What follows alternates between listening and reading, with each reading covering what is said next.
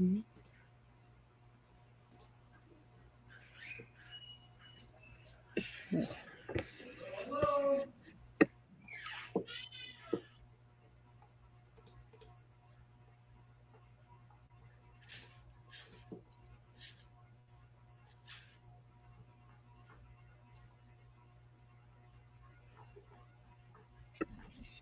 Sorry about that.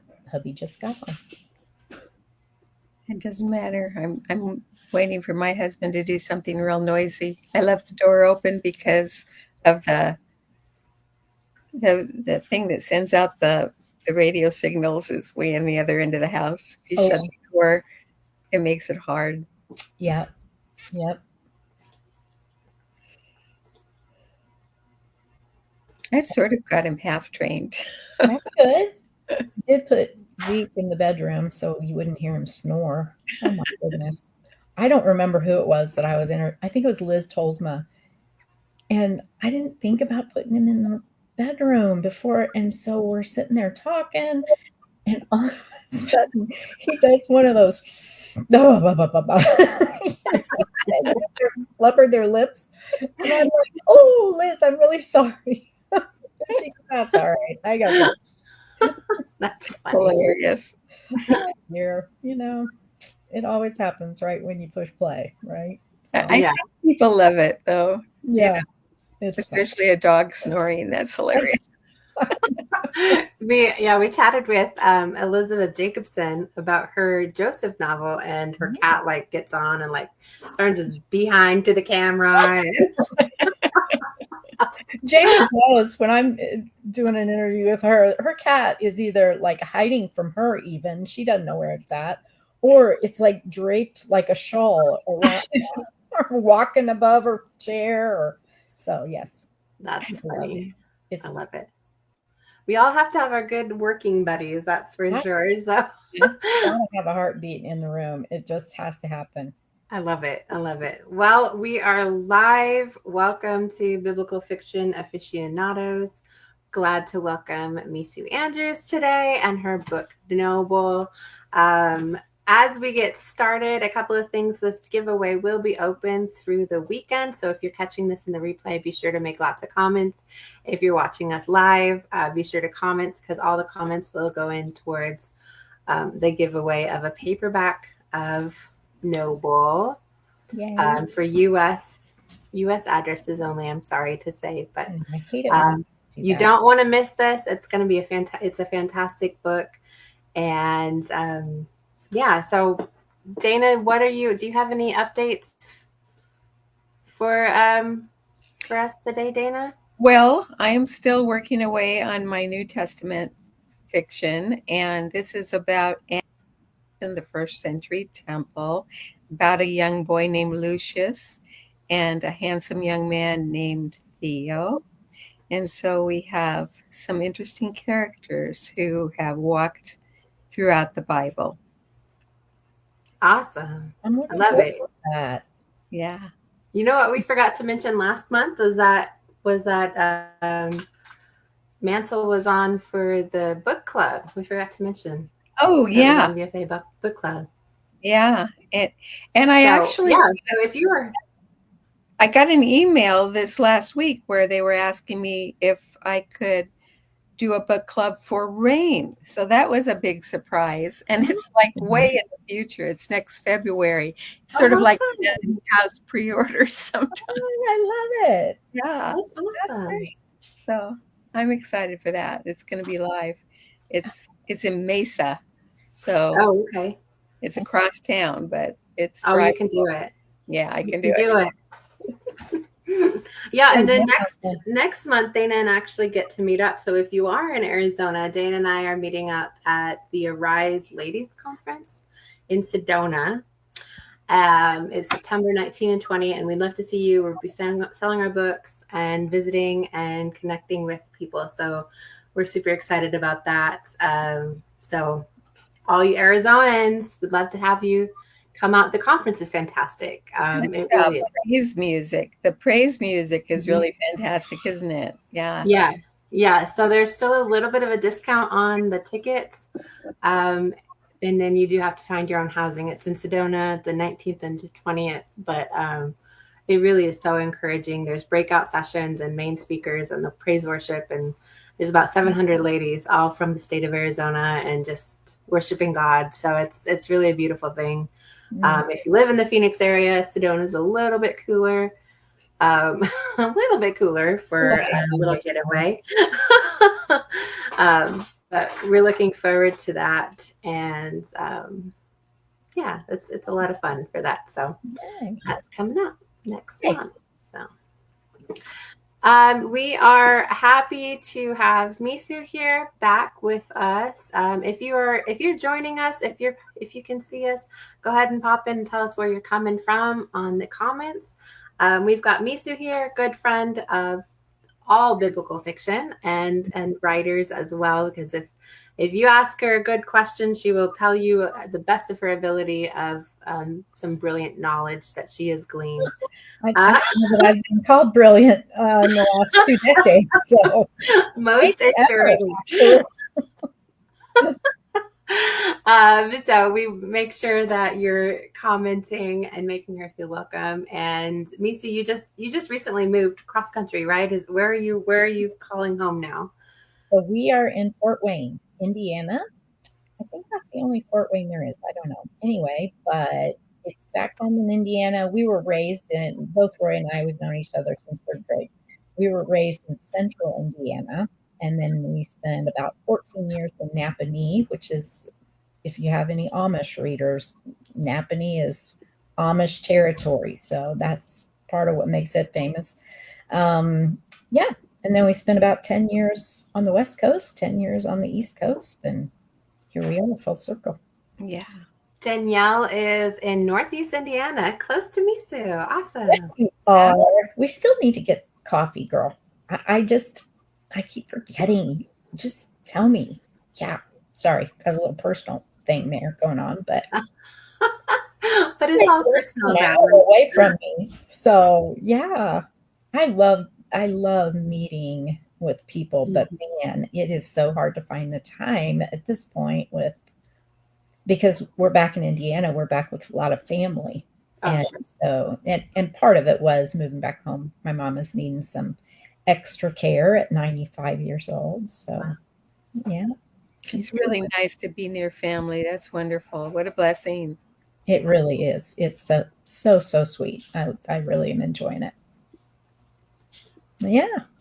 Awesome. So good. Well, Dana, do you want to read the Noble back cover copy? I do. I'm like having a hard time today with my words. Like I fought her for the privilege of reading this.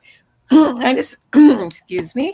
I just want to say to everyone, this cover is really beautiful in person, and it looks good online. I know that, but when you get it, there's something about, I don't know, there's a real depth in the color and in the printing, so it's really gorgeous. So you should buy this in paperback. I love it. Yeah, I really do. Still at pre-order price, which is 30% off, free 40% off. 40? Whoa. Yeah, it comes out to like $11 a book, which is it's like $11.50. You can't get any paperbacks for $11.50 anymore. You should buy it, everybody here, and tell your friends. Okay. Yeah. And here's a little tip. I just was looking at the audio format on Amazon today. It's on sale for $15. Wow.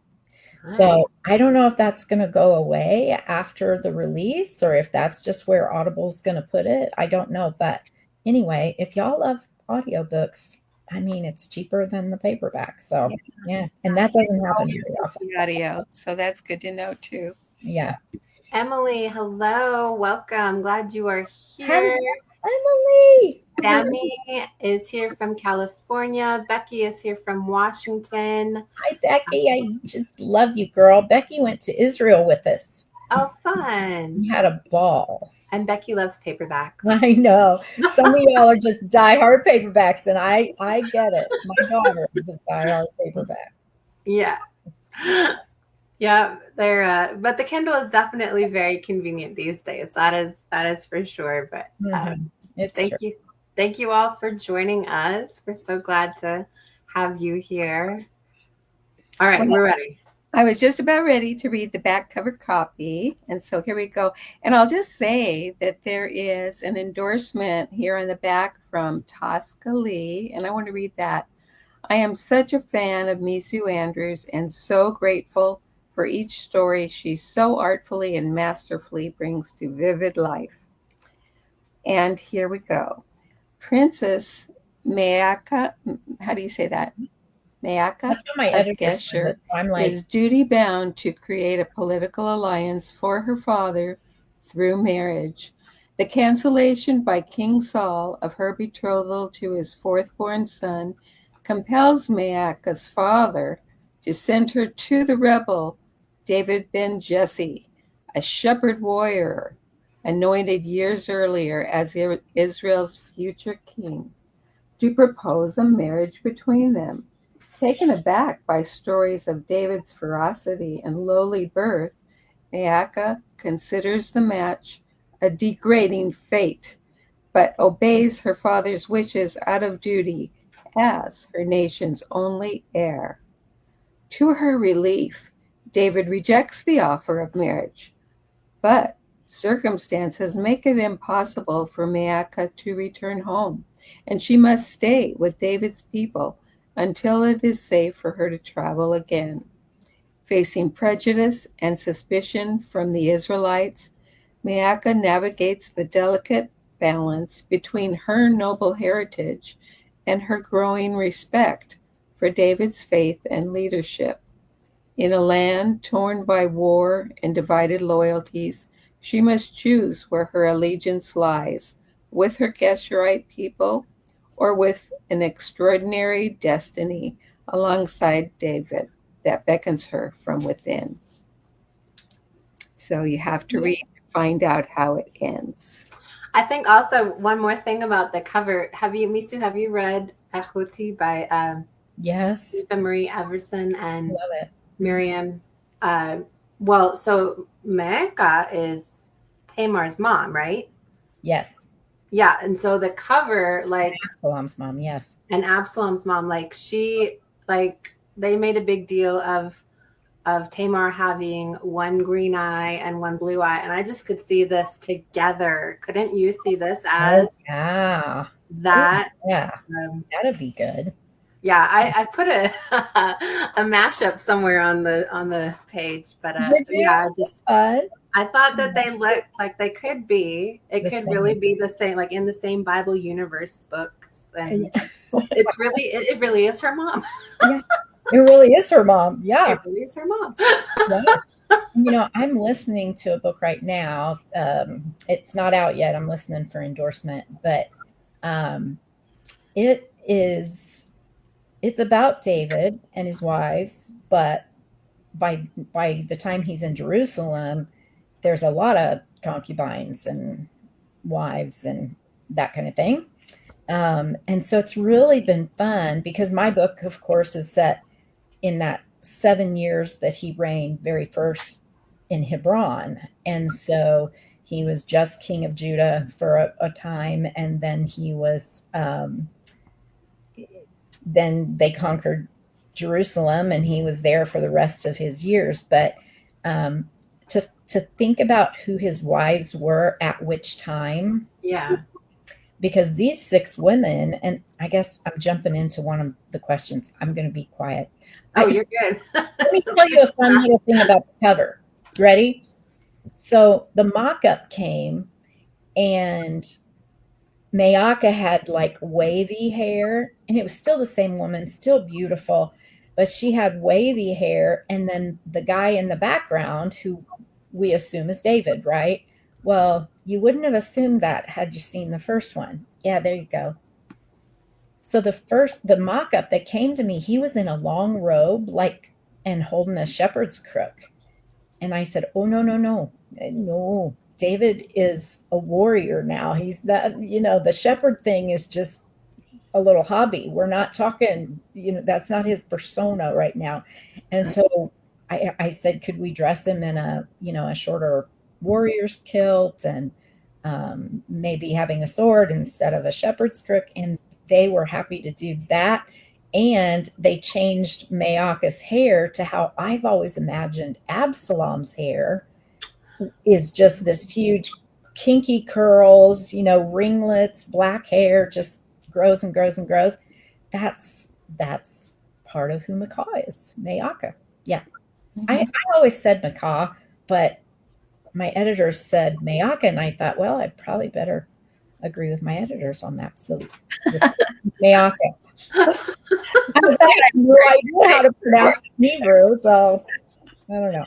Oh gosh, that's funny. Becky says Israel 2020, best trip of my life with some of the most awesome folks on earth. If you got to get caught in a foreign country during a rising wave of COVID, Mesu's crew is who you want to be traveling with. They are incredible. We even all got certificates from the travel minister of Israel because we were one of the last groups in there, and we weren't complaining, we weren't throwing fits. We were having picnics in the hallways of the hotel, just enjoying, and yeah, it was that's funny. Quite the trip. Fantastic people. That's super funny. So what is how did you get started? What's your writing journey, or if you think that's well known, what's like a current writing journey thing? I'll tell you my first writing journey, and I think if we get to that on down in the questions, I'll tell you about a journey going on now. But my first, I was writing nonfiction and trying to get published in nonfiction. I was writing Bible studies and devotionals, and I was doing a lot of speaking back then. And so I do this Song of Solomon. We go through the entire book in one day, and I pull in other scriptures to tell a story, but also then to apply it to discipleship and how we can read that and interpret it with other scriptures.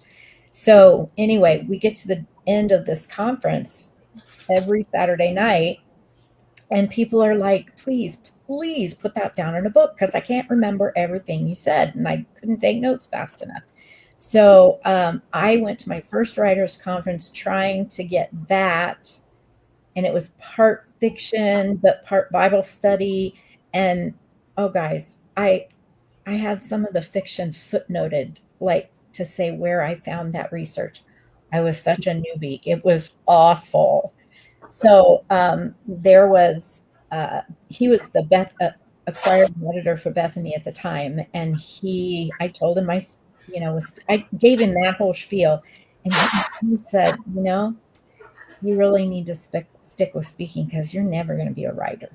And I'm like, I crawled under my bed in my room, and I didn't go back for that whole day. And I went back the next morning and tried again. So, yeah. And obviously, I'm with Bethany House now. Yeah, you're like, let's call that guy up. And actually, we're good friends. He's still in business, but just, different kind of business. So yes, we are still very good friends. Yeah. I think we've all run into that sort of a block wall where somebody says something like that, and it just seems devastating, and it's like the truth about you that you never knew. Yeah. Yes, it's really hard. But like, I came to you, and of course I'd been reading your books. And I had my own book, and I had read The Red Tent, which kind of got me on this journey towards writing a book that was like The Red Tent, but Christian. I know, biblical. Yeah, really biblical. And so I asked you one day when we were together, I think it was in Phoenix, you'd come in for a conference or something, but we were sitting there, and I said, what is your approach to writing biblical fiction? And you started to describe this 3-layer structure, an actual structure that perfectly kind of put into words what I'd been kind of muddling around in my brain. And we're the same there. We're sisters. So Yeah, absolutely. tell everybody. So I've taught on this a lot if you've been in any of my work in of my workshops, but basically three layers. The biblical truth is our foundation, and I just read the Bible till my eyes fall out on what scriptures in the whole Bible, New Testament, Old Testament, can inform my story. So it's not necessarily, take Maakah, for instance. There's just not much about, well, any of these 6 women um, that are mentioned in 1 Samuel 3, verses 2 through 5. It mentions 6 brides and their sons by name. And it says they were all born in Hebron. So those 7 years in Hebron were the period of time when David's household is being established. And so I thought, oh, well, surely they didn't get along because, look at them once after they're in Jerusalem and everybody's killing everybody and being mean and oh my goodness sakes. So I started reading, again, this is part of the eyeballs falling out. I started reading all of David's Psalms. And I tried to read them in a chronological order that you can find on Bible Hub, I think, is where I found it. And so these early Psalms that David wrote before Jerusalem, or what most scholars think was before Jerusalem, there is a level of just intimacy and complete abandon to God, because he was living breath by breath in the wilderness. And then at the beginning of his reign, so many awful things happen. And he was just completely reliant on God for the next step, the next breath, the next son, the next, all of those things. And then I started reading the Psalms that he wrote in Jerusalem, and they have a very different tone. And so that informed part of the fiction. And I think in these early years, when he had these first 6 sons, I think they were more of a close-knit family, because I think they had to rely on each other an awful lot to make this work.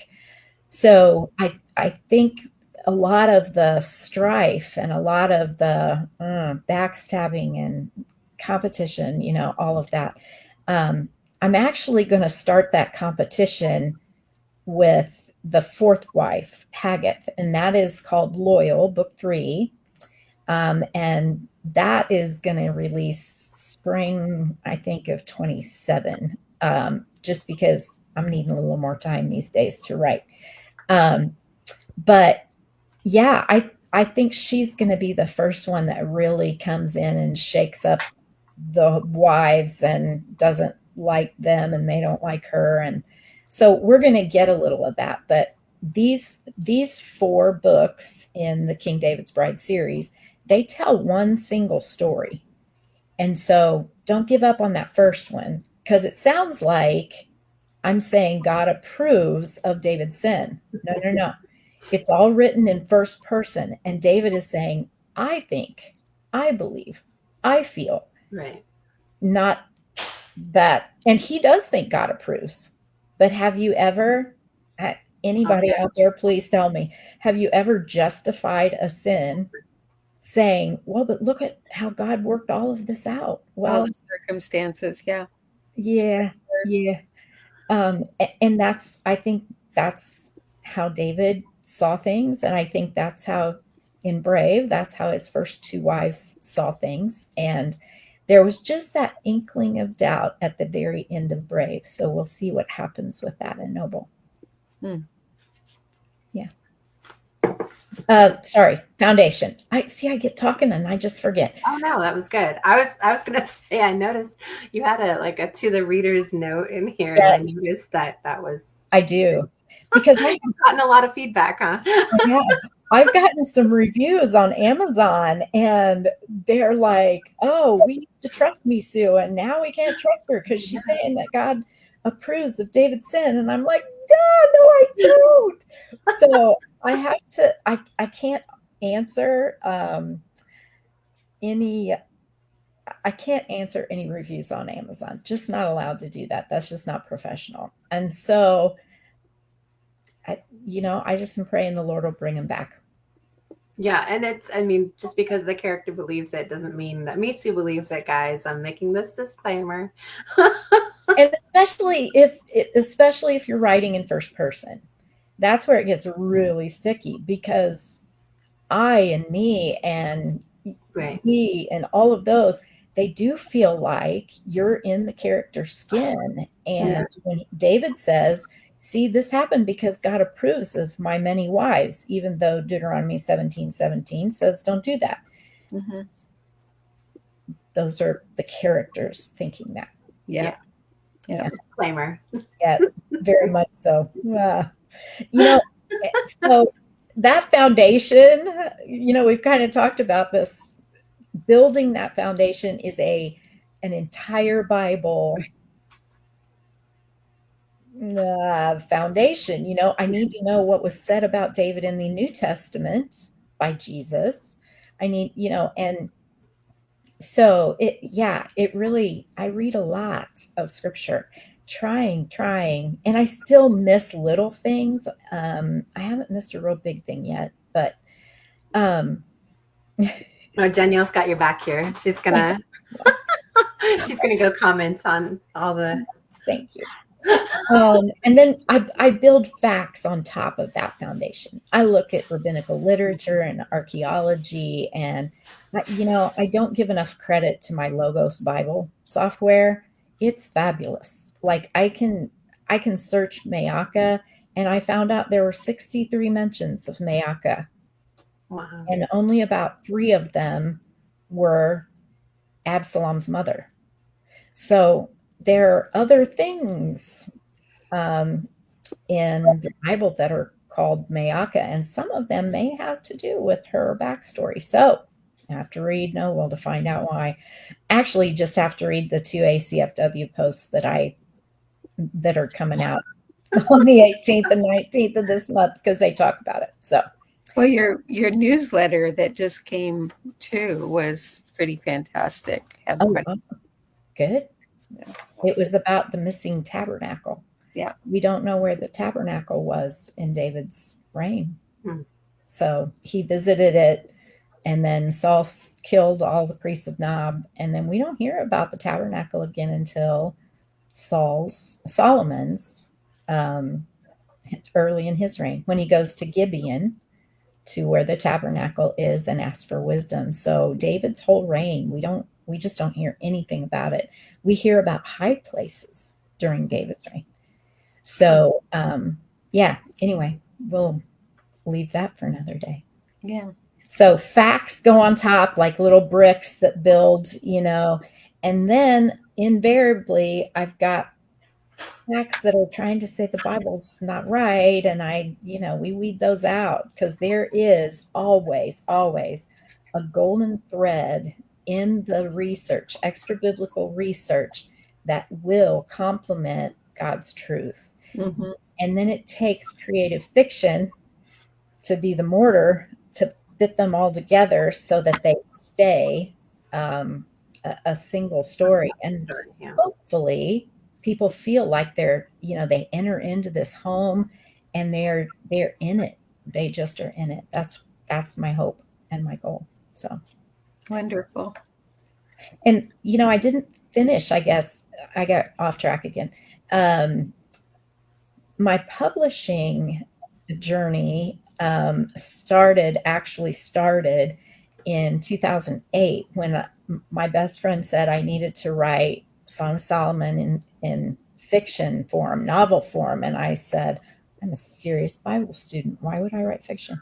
And she said, oh, I'm sorry. I forgot you were a better teacher than Jesus. And so, oops. Yes, she's still a friend, and I still send her free books because, she's the one that got me started on on fiction. I was at a writers conference in 2008 to learn how to write fiction. This was my first conference I'd gone. I'd signed up for the fiction intensive, and you give your proposal out, and to certain people, you can pick who reads it. Well, I had the Revell editor read it, but when I was in class, I got that same proposal back, and it looked like it was bleeding. It was like I was head hopping. I didn't know what POV was. What is POV? And so when it was time for my appointment with this editor, that 2001 thing, where you'll never be a writer, was still very prominent in my mind. And so I started the meeting with Vicki had said, "I'm so sorry. I know it's terrible. I know I'm just now learning. And so I'll fix it, but I don't know how to fix it yet, but I'm going to fix it." And she's like, "Could you calm down a minute and take a breath?" And she said, "You definitely have craft issues, but I think you can tell a story." Mm-hmm. And so it took somebody that was willing to look beyond the craft and look to the heart of the storyteller. And that's what a good editor does. Yeah. That's so kind, because I think that is what we all wish a good editor did, but a lot of times that's not what they do. They are too busy, and they don't have time for anybody that's at the beginning stages. So that was God working. Oh, and the other thing that was God. Yeah. She was there specifically looking for biblical fiction, and I was the only one that did a proposal back then. So, yeah, the Lord reminds me that every time I get a little cocky. Yeah. Not me. Yeah. Mm-mm. Yeah. Yeah. So, well, I think, can you tell us about your inspiration for this story and or the protagonist of this story? So again, it's that 2 Samuel. I was just doing my devotions, minding my own business, and about 2019, and I read 2 Samuel 3, verses 2 through 5, and it named these 6 women and their 6 sons that were born in Hebron, and all I could think of was, this is Amnon's mom, and Amnon raped his sister or half sister, and then this is Absalom's mom and Tamar's sister or Tamar's mom. And so I kept thinking about the things that were happening in Jerusalem, and it never occurred to me to really drill down into this. All started in Hebron, those first 7 years. And so I had to back up to find out information about Ahinoam. So she follows him through the wilderness. And then Abigail, we have her whole story in scripture. So we know that she was married and followed David through the wilderness until they went to the Philistine territory. And then when they were in the Philistine territory in Ziklag, they very soon after that, Saul was reported dead and Jonathan was reported dead in the war. And so a lot of stuff started speeding up for me. I started asking questions like, when did he have time to get married and have children? But he did. And the Bible says it's true. And the hard thing with biblical fiction, and I want to ask you guys this, it's the Bible often doesn't give us motivation. It tells us what happened, but not why or how it happened. And so when I'm writing in first person, I have to be in their head and in their person and be able to weigh what would have motivated David while he's running through the wilderness. Well, that's why I made Ahinoam a dagger thrower. And she was tough, and she needed to be to run around the wilderness with them. Abigail was not a weapons creator. She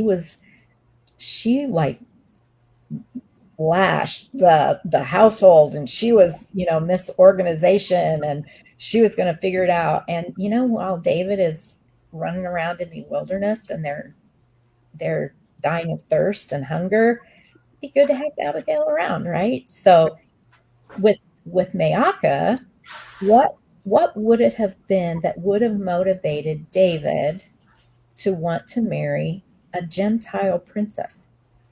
Any guesses? Anybody? I mean, well, like we've read it, so. Oh, right. That Okay. would have been Anybody that hasn't read it, well, I'll tell you. So, what were you going to say, Dana? I was going to say that your motivation was good in there. And I mean, I read a little bit of it on the back cover copy, at least a hint. Right.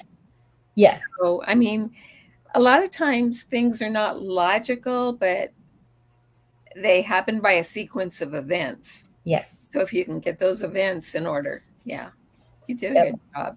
And one little sin leads to another little sin and takes you farther than you want to go and keeps you longer than you want to stay. And so we're seeing that with David as he accumulates wives, even though he knows the law. And so, yeah, a lot of those things. But the reason that I'm seeing the overarching picture is that I think David needed help learning how to be a king. Yeah.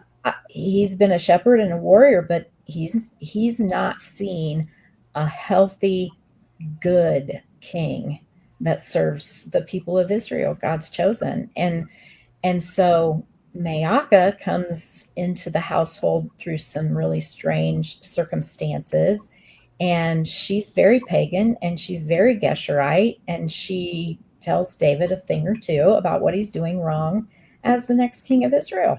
And so that's the whole point of that title. Maakah needs to learn that there's a difference between being noble and being regal. And in the beginning of the book, she thinks it's all about being regal if you're going to reign. And I can tell you by the end of the book, she realizes how very noble David is, and says he'll be a better king than all the regals in the world. So, yeah. So I think training David in how to be a king is Maakah's main thing. And that's what we'll find with each of these women. They will enrich David's lives more than just the children. They will enrich his life and make him a better king along the way. And David always thinks he's saving him. He's just got that savior complex. He's a shepherd at heart, and he just can't stand it to see a woman in such danger. So he has to save her. And, oh, yeah, by the way, I'll just marry her. Yeah, we talk about that. We do. We talk about it in the book. So, yeah. So well, that was my inspiration. I'd love to hear a little bit about Maakah while we're here. Would you mind doing a little read aloud for us? I'd love to. Actually, this is David. Do you want me to read about Maakah? Hold on. Let me get to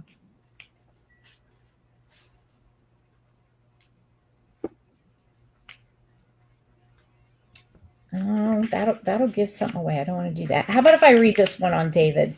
Okay. It's when he comes back. He and his soldiers come back from. They thought they were going to fight with the Philistines against Israel, but the king of Gath, Achish, he sends them home because the other 4 Philistine kings were not having it.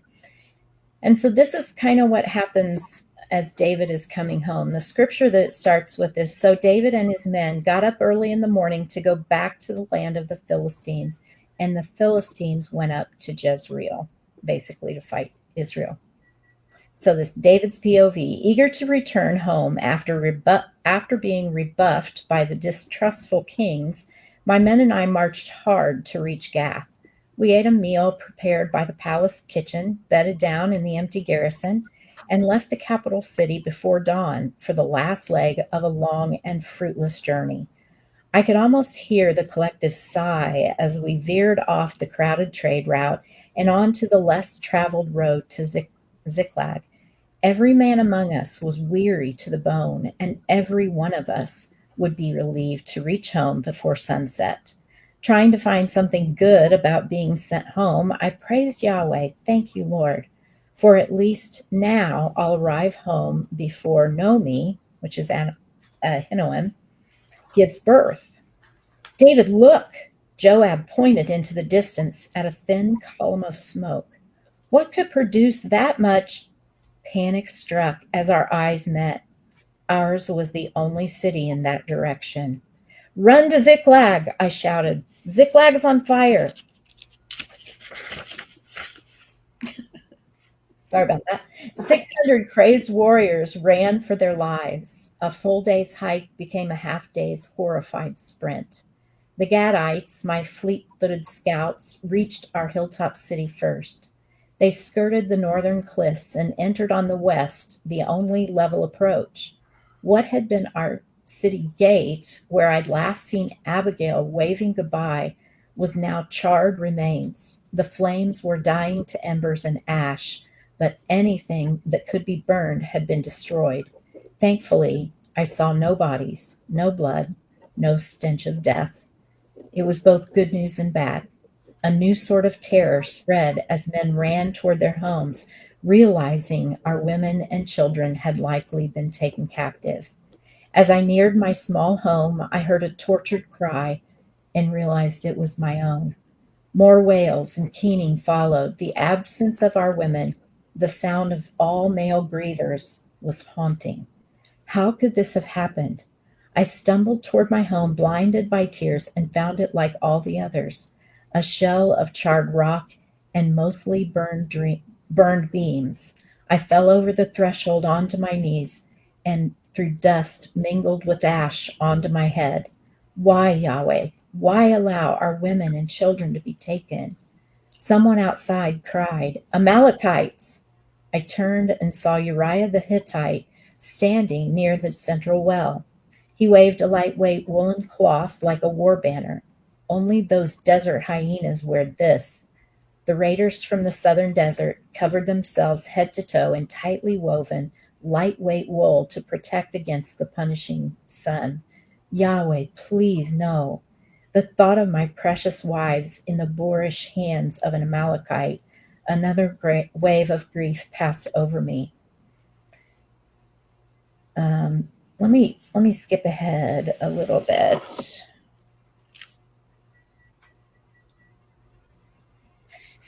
So David says,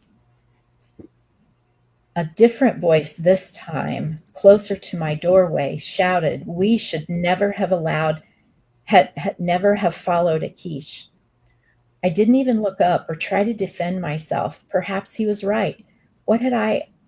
Why had I acquiesced to King Achish's command without trying to invent an excuse? Why not add one more deception to the countless lies I'd told him since arriving in Gath? The two lines from the new praise chorus came to mind.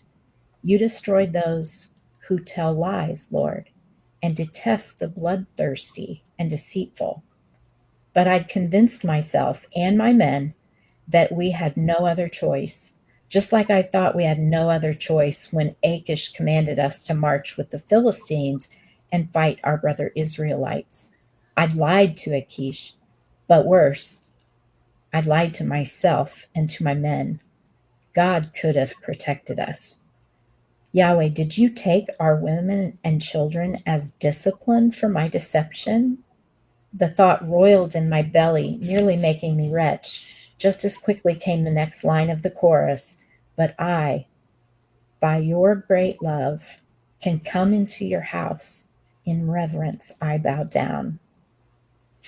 So that's David's thought process, his motives, all that stuff that has to just come out of him at the moment right before they try to stone him.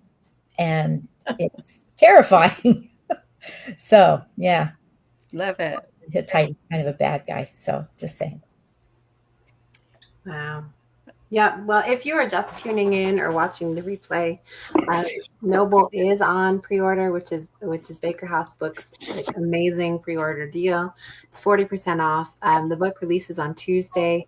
The What is the date on that? The 18th? 19th. 19th. The 19th. And so if you are interested in getting it at this, if you know you're going to get the paperback, it's definitely the best way to go is that. And then you also get a little preview of Maakah on if you don't sign up for Mesu's newsletter too. So yeah, prequel is up and it's free on my newsletter. So yeah, so that's super exciting. Did you have what was your lightning round, Dana? Let's get into that. Oh, okay. All right. Here we go. Real quick question, real quick answer. Oh man. Okay, here we go. Morning person or night owl? Morning. Tea or coffee? Coffee with lots of creamer. Pen or keyboard? Oh, keyboard. Which fictional villain would you trust to water your plants? Oh, that's a great question.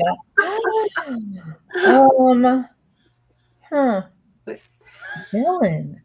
You know what? One of my favorite of all time, he wasn't necessarily a villain, but he was on the wrong side, was Aban in my very first book in Love and the Ashes. And he was the bad guy's half, I don't know, son of a concubine or something, but he was the head dude, over the army.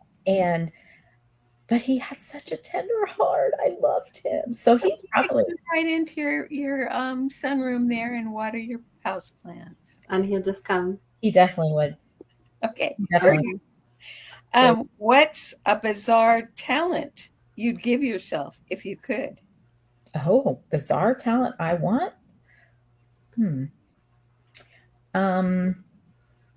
I don't know if this is a bizarre talent, but it would sure be a whole lot easier if I could figure out all those photo apps that, you can do a post quicker with them. I'd really like to be an expert at that. Yeah. Yeah. How about you, Dana? What's your bizarre talent? Yeah. This is not my turn. I think we all should answer these. Okay, go ahead. Which of your characters... Just for that, here, this one's for you, Naomi. Oh, I'm in trouble now. If your protagonists were a kitchen utensil, which would they be? A a meat hammer. I mean,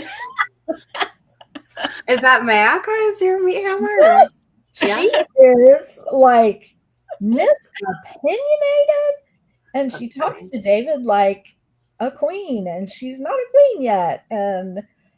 But there's lots of good qualities about her too. So those outweigh the bad. But she is a mean. One more. Which of your characters would make the worst roommate? Oh, there's so many to choose from. I would say Maakah's nursemaid. Because? Oh, I can't tell that. Out in the book. She's very Geshurite, and she doesn't like Maakah changing over to David's side. Yes. So she was a nag. She throws her clothes on the floor instead of in the hamper. Probably. She's deceitful. I don't like deceitful for a roommate. Ew. Yeah. Mm-hmm. Probably doesn't ever pay probably gaslights you I gave you the money for the rent already. Right. I think that would be, her name is Zulat. And she was Demi doesn't even want her in the neighborhood. I don't care. I'd triple lock my doors. Yeah, she just nah. Okay. Well, that's all my bizarre questions. I mean, there's some bizarre ones, and I'm going to have a little pity on you. On which one? Which one do we? More bizarre ones. It's like I think the kitchen utensil one was probably as bizarre as I want to get. Oh, bizarre. Okay. Yeah, that's funny. So, all right. So what I'll say. Okay, so do we finish all our regular ones, or we're going to go on to? There's one thing I wanted to do before we go on to the game. Okay. I just wanted to say this: every reader, if you've not done so before, should visit Mesu's fantastic website, mesuandrews.com. I'm sure you can remember how to find that, mesuandrews.com. There's a lot for readers there. So you should go and look. There's podcasts, there's interviews, there's free stuff. Mesu, you want to share a little bit? I mean, there's some big long explanations of interesting things in the Bible where she's given us all kinds of facts and research. So, but you share a little bit. When I do a lot of those posts where I share about research and what's fact, what's fiction, some of those are on my blog. So you can look in the archives, search the archives and find out some of those things. Just search fact or fiction, and I think it'll come up for you. But I have to give a shout out to Matt Jones at Jones House Creative. They have done my website since 2000, I think 14. And we just have gotten to know each other so well. I love his wife, Tracy, and I haven't talked to her for way too long, but they know that my goal with a website is I want to give stuff. I want to give information. I want to give free stuff. If it's available, let's have it. So yeah, it's fun. Just look around on Maakah's book page. So it'll be Noble, the story of Maakah. See, I have trouble. It's a good thing I write and don't talk. See? Oh, yeah. It gives you a sneak peek. The first, I think, couple chapters, it gives you a sample of the audio so that you can listen to the audio and see if that's something you want to listen to. Yeah, just a lot of things. So yeah, have fun there. Okay. All right. So our game, and this is for you watchers as well. We're going to do Would You Rather Bible Edition. So watchers, get your typers ready. You can either, it's going to be one or two. So you can either answer the full answer or 1, 2, A, B, whatever you feel on that. And we're just gonna go with it. We've got a few questions here on that, so I'm gonna put them into the chat on the right timing this time. Last time I was trying to do it early to get ahead, and it showed up to everybody at the same time. So we're not gonna do that. I've learned my lesson. All right, here we go. First question is, would you rather have a plague of locusts or a plague of frogs? Both of you. What about you, Dana? Up the subtitles. Whales is whales. I'd get some chickens real quick.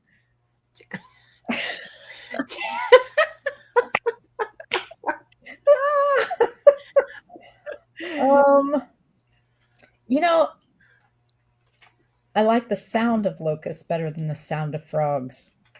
Yeah. So I got to go with locusts. Yeah. Okay. Because you can hear them outside my window right now. Emily wants on cue. I have to train to do that whenever I talk about locusts. Danielle says frogs. Beth says frogs. Yes. I think. Emily says frogs. I would take frogs because they might be easier to see. Oh, that's funny. Yeah. That's a good point. I don't see why.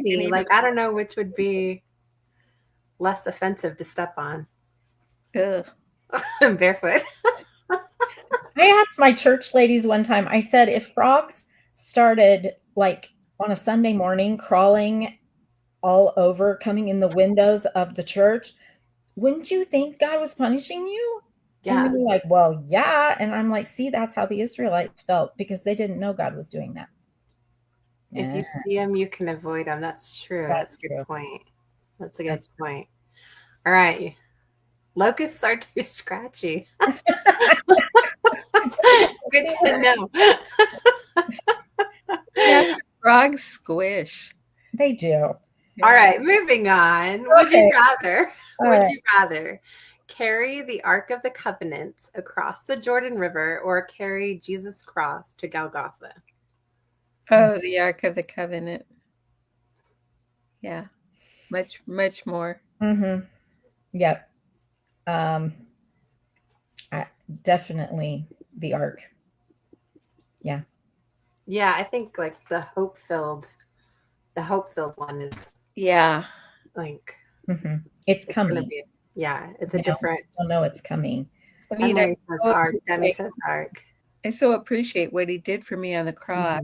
Oh my! A lot of times I'm willing to be with people in their hard times, but I just don't even think I could have been Mary Magdalene. Hardly, just to be there. Yeah, I really don't know how those women, were at the base of the cross and just wailing and Lord love them.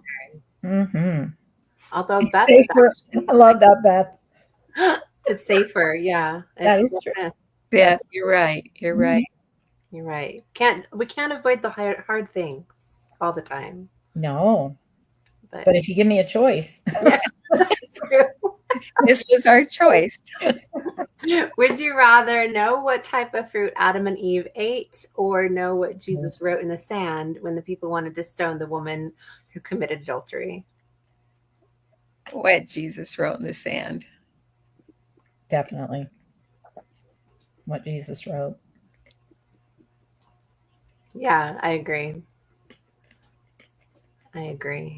Like I don't people seem to really care about the fruit being an apple or not an apple or pomegranate or Emily's on team what Jesus wrote too. Yep. Good questions, Naomi. I know, really good. Good job. Becky says the sand also. Yeah. Right. Would you rather collect leftover grain in the wheat fields or help convince the king to reverse his edict to kill the Jews? Ooh. Well, I'd rather collect leftover grain, even though that sounds impossible. Grain falling in the dirt, how could you get it? I don't understand. But I would be awfully afraid to help the king reverse his edict. So I'll deal with the dirt and the grain. You're going to the grain? Yeah, but it's hot out. Like, I know, girl. I was 118 last week. No problem. It's hard. It is hard. Like heat is not working well for me these days. So I don't know, but it would be real hard to make that confrontation, I think. Collect the grain because I'm not confrontational. It's really hot, Becky. It's like 118 out here. It's true. And it's probably is just not a persuasive. She's going to collect grain too. The Lord has been good to me. He has lowered my body temperature. So now I go out in the pool and it's 90 and I go, oh, it's chilly. My husband just looks at me and he goes, what is the matter with you? That's funny. I'm with Dana on that. The grain isn't going to pronounce my death. Yeah. Oh, well, there is that. Yeah. I just keep thinking of Daniel and, he just did it. He fasted and he prayed and and I think, you get God on your team and you win.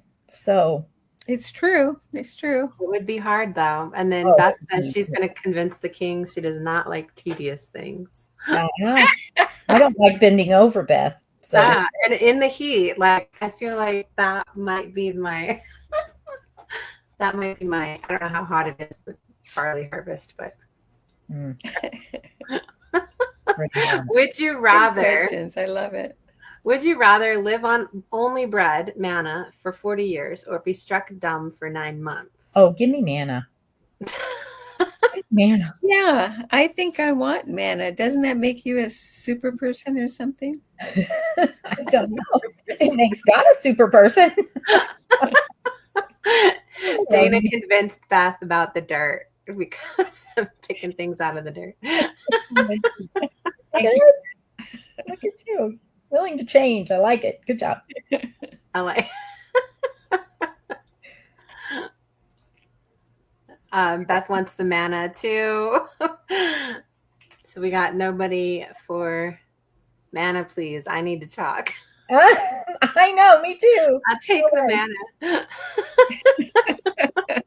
I always felt so sorry for Zechariah. I mean, he just asked a question. The same question Mary asked, by the way. I know. And he gets struck dumb, and she just gets to sing a pretty song. Just, come on. Yeah, there's a little bit of inequity in some of those responses, I think, but always a purpose. Becky would probably die if she couldn't talk that long. All right, last one. Would you rather have dinner with Moses or Paul? Moses. Okay. I would ask him what God looked like. Of course, Paul. Yeah. Saw the vision of Jesus, I guess. Although maybe it was just the light. I don't know. But then he went and he had those 3 years off grid that he was like getting like download from the Holy Spirit. It's a tough one, but that is hard. Yeah. 100% Paul. I have questions from Beth. Danielle says Paul.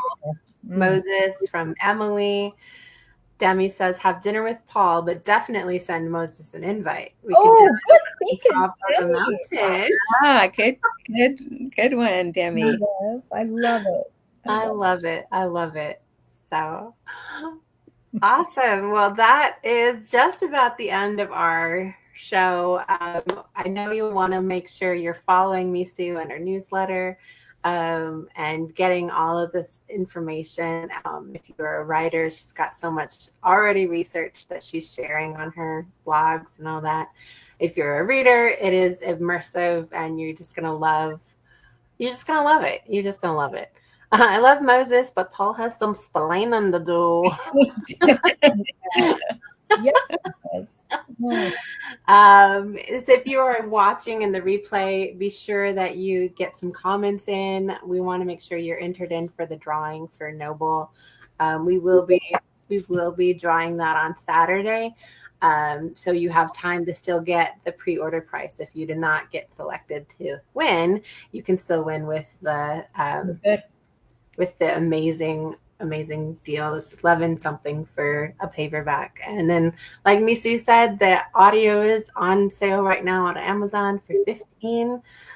So if you love audio, then you want to get a hold of that bargain. Usually pre-order prices are a little bit better than regular prices. So there's no guarantee on when that will change, but make sure you're on there. And yeah, give us some comments. Check in with us online at Biblical Fiction Aficionados. Thanks for joining us again. It's always a treat to have really fun. Have you in our little BFA conference where we be together. So, yeah. Oh, Becky accidentally jumped into a different conversation. She gave her answer about frogs, but they're wondering why in the world I mentioned it. Becky! I love it. Oh my goodness. We've had such a treat hanging out with all of you who are here with commenting. It's always you all are the best readers. We're just so blessed by your interaction and your sense of grace too. Like we can be real with you and share and you just are so happy to have all the grace, all the books and all the interaction. So we're so thankful for all of you who are here joining us here on the live or in the replay. And like I said, make sure you're commenting because that will be a paperback copy of Noble. And this one, I like this one better than Brave. Okay. Did you? I did. Yeah. I thought several people say that. Getting better though. I mean, Is it because we have this list of family behind us? We not all in David's family, I'm saying, but a family of Misu's characters. Mm-hmm. Yeah. Yeah, Characters I that love she's that. written about. I think you mentioned it Yeah, before it keeps that building. so much about King David's world right now with Connie Lynn Cosette's books are Yes. We did a just little interview too. But I'm pretty sure Zahava and Ahinoam would have been good friends, I think, I think so too. with I their think so metal too. work. I loved this one of her, Splendor. Yeah. Oh, it Her was so female good. characters are amazing and always so strong and unusual, Yes. with their way of making a living and Yeah. yet totally believable. Mm-hmm. I think my favorite was the woman warrior. Oh my goodness.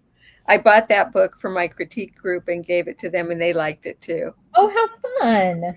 I said, we're going to do a book club. Here's a free book. Read it. Good. You're so generous. Awesome. It was just so fun. It really was. And they're like, oh my goodness, I can't believe it. Yeah, it's fun. You feel like you're getting to know old friends again because I made the connection with Ahoti and Noble earlier, but it's just all in the whole biblical fiction universe that And some people don't like to read different stories about a character in the Bible, but man, I really encourage you to do that because all of our biblical fiction is just a what if. Mm-hmm. So it's so much fun to read. So I'm reading one now about David and being king in Jerusalem. And I'm loving it. I'm loving how she describes some of the wives very differently than I have. And it's fabulous because her motivation, her reasoning is just, it's solid. And it's a what if. Yeah, I've heard like the romance tropes are to contemporary, like small town or friends to lovers, or all of our characters basically are their own tropes. Like it's a book about Rahab, it's a book about David, it's a book about that is our trope. Mm-hmm. Yeah, and my trope is I write about the women that nobody knows about behind a very strong leader, male. Yeah. So that's, biblical. We kind of make our own little We do. rules here. We kind of mentioned earlier, the reasons or the motivations isn't always in the Bible. Very rarely in the Bible. Very rarely. Mm-hmm. And so, but they were real people. Mm-hmm. We know what humanity is like. Like when you go, why did the Israelites keep worshiping other gods when God told them not to and God said he would punish them? Well, think of reasons they might do that or are doing it today, not just the Israelites, but us. Right. Why have we turned to other gods, Mm-hmm. So there's some pretty standard reasons that you see, and it's usually, liquor. Liquor starts a lot of things, and sex and just all this stuff that makes a person fall away and be enticed. So, and it starts with a little thing. And those motivations are still the same. It's sex, power, fame, all those, those are pretty similar. Pretty motivations. Yeah. Good deal. Thanks. Read the book, do the pre-order, get on Misu's newsletter, and we will see you around. Make sure your comments are in before Saturday. Bye. Bye. Bye.